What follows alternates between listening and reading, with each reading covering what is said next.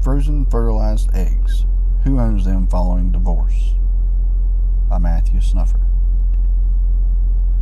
In vitro fertilization is uniting of sperm and egg in a laboratory dish instead of inside a woman's body. Couples may decide to use IVF for many different reasons. The idea is to create embryos that can be transferred to the woman's uterus where they can develop to term. According to a fertility clinic success rates report in 2015, 1.5% of all infants born in the United States were conceived using assisted reproduction technologies such as IVF. But what if? Imagine you and your partner were unable to conceive a child naturally for any number of reasons and have decided to use the services of IVF. Once fertilized, these embryos you and your partner have created can be frozen for months or years until you are ready to use them. But what if during that time you and your partner decide to part ways and get a divorce? Now what? Who owns these embryos? Who controls them? Whose rights should prevail under the circumstances? The person who wants to procreate or the person who does not? Or should judges recognize the rights of the embryos as unborn children and make decisions about their future as they would in any other custody case?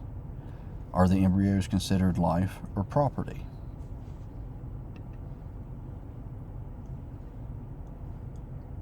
There are no federal law and few state laws that addresses the question of the division of frozen embryos during a divorce. Most courts have found that frozen embryos are quasi-property and therefore look first to written contracts addressing disbursement. Courts across the country have made decisions that have been all over the map, so to speak, concerning who owns these unused frozen embryos. For example, Florida provides that the donor of either an egg, sperm, or pre-embryo relinquishes all maternal or paternal rights with regard to the resulting child, while some courts state that control should go to the one who wishes to make use of the embryos, and others state that control should go to the one who wishes to destroy them. But what's the right answer? I personally feel that the embryos do not begin life until transferred to the uterus. Until that time, they are fertilized eggs in a laboratory dish. If an agreement cannot be agreed upon by you and your partner, I feel they should be either donated for the use of others who are unable to conceive, or that they should be destroyed. But this decision should be made by the custodian of the embryos, or the fertility clinics should make this decision.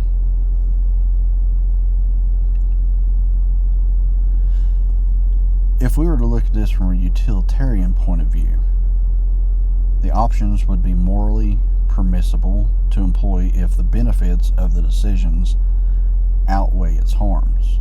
On the one hand, destroying the frozen embryos could be seen as taking potential lives of future children.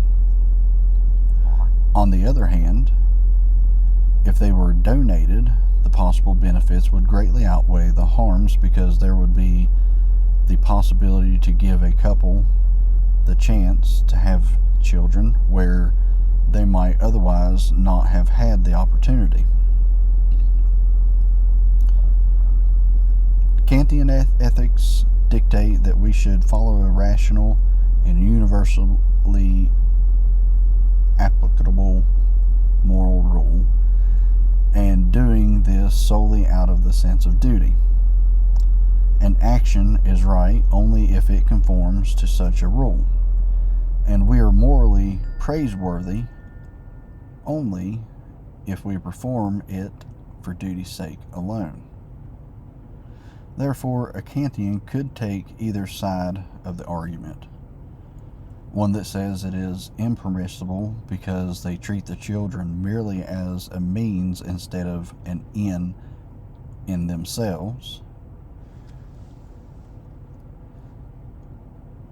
Or a Kantian could also refuse to take this view, arguing instead that couples who create children do so precisely because they wish to respect and love their offspring as persons. An embryo does not have the capability of self-governance or self-determination, and therefore could not exercise autonomy. Non-malfeasance asks us not to intentionally or unintentionally inflict harm on others, while the principle of beneficence says that we should do good to others and enjoins us to advance the welfare of others and prevent or remove harm to them.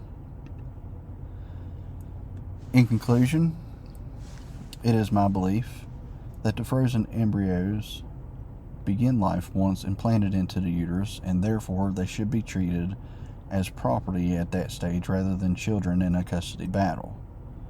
The courts that have made judgments on this matter have gone both ways, some stating that control should go to the one who wishes to make use of the embryos, while others stating that control should go to the one who wishes to destroy them. Moral arguments vary widely from state to state, and it should be up to the individual state to come up with its own legislation to accommodate this situation. As medical science continues to advance and the divorce rates in the country nearing 50%, I would predict that this issue will continue to come up more and more often.